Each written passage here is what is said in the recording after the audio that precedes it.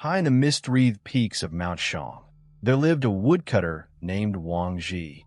He had abandoned the noisy world of men decades ago, preferring the company of wind and stone. His days followed the same rhythm. Rise with the sun, climb the forest paths, gather fallen wood, and return before dark.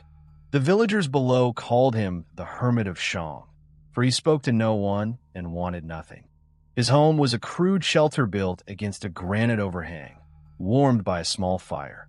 He ate wild berries and drank from a cold stream that sang over mossy stones.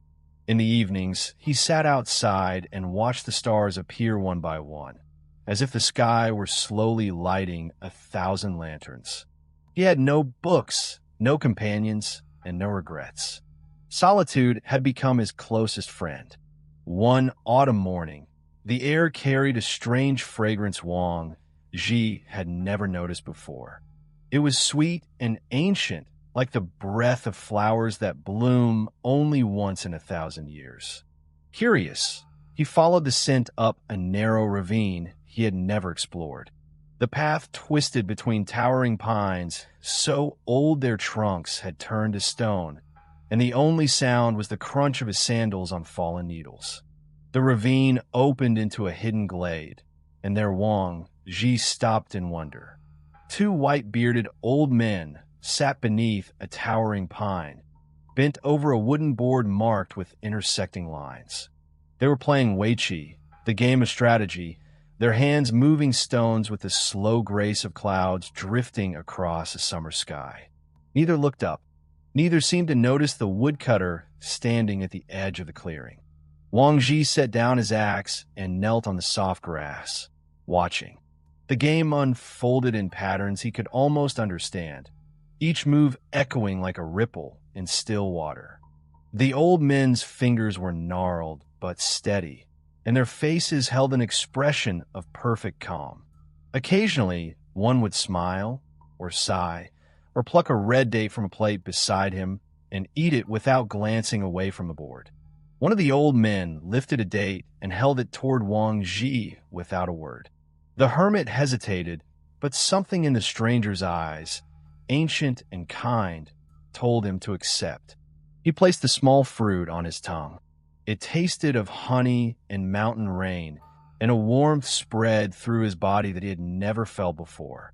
His hunger and thirst vanished completely, replaced by a strange clarity. Hours passed, or perhaps they did not. Wang Ji could not tell. The shadows of the pines shifted across the glade. The light changed from gold to amber to gray, and still the old men played. He watched their stones click against the board like rain on a temple roof. Seasons seemed to turn in the leaves above. Green became yellow, yellow became bare, and bare became green again, all while the game continued. At last, one of the old men placed a final stone and said, "Simply, it is finished." The other nodded. They stood, brushed pine needles from their robes, and looked at Wang Ji for the first time. Their eyes held no surprise, as if they had known he was there all along. One spoke in a voice like distant thunder. "You have watched long, woodcutter. The world you left has changed beyond your knowing." Wang Ji blinked and reached for his axe. The handle crumbled at his touch, falling into soft powder.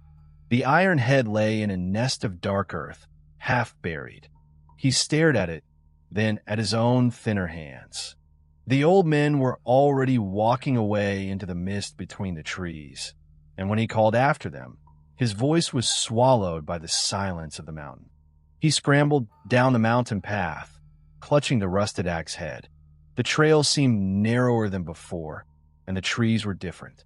Some had fallen, others had grown where none had stood. When he reached the foothills, he saw that the village had changed. The mud walls were replaced by brick. The paths were wider. Strange faces stared at him from doorways, and no one recognized the ragged, wild-eyed man stumbling through the square. An old woman by a well frowned at him.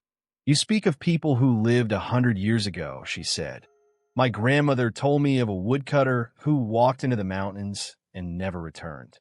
They say he met the immortals." Wang Ji's knees buckled. 100 years. A single afternoon watching two old men play, and a century had slipped through his fingers like water. He tried to find the hidden glade again, climbing back up the narrow ravine, but the path had vanished. Where towering pines had stood, there were younger trees and thick undergrowth. The stone-like trunks were gone. The spring that fed the stream had shifted. He searched for days, following every trace of the strange fragrance. But the mountain had sealed the entrance as though it had never existed. Wang Ji returned to the village and found that he had no home, no family, and no place in this new world. The descendants of his old neighbors let him sleep in a grain shed and brought him rice. Children came to stare at the man who had seen the immortals, and he told them the story of the old men, the board of stones, and the date that tasted of honey in mountain rain. As years passed, Wang Ji found a new purpose.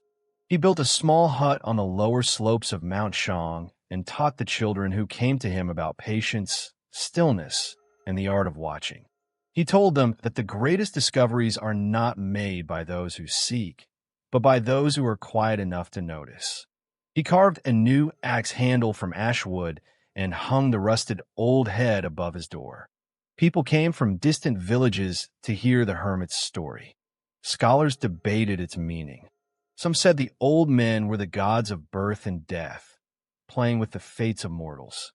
Others said the glade was a doorway between worlds, open only to those whose hearts were simple. Wang Ji himself would only smile and say, "I went to cut wood and found instead that time is a river, and we are leaves upon it." The tale of Wang Ji, known across China as the story of the rotten axe handle, endures as a parable about the illusion of time and the rewards of stillness. It speaks to the Taoist belief that true wisdom comes not from chasing the world, but from sitting quietly enough to glimpse what lies beyond it. In a culture that values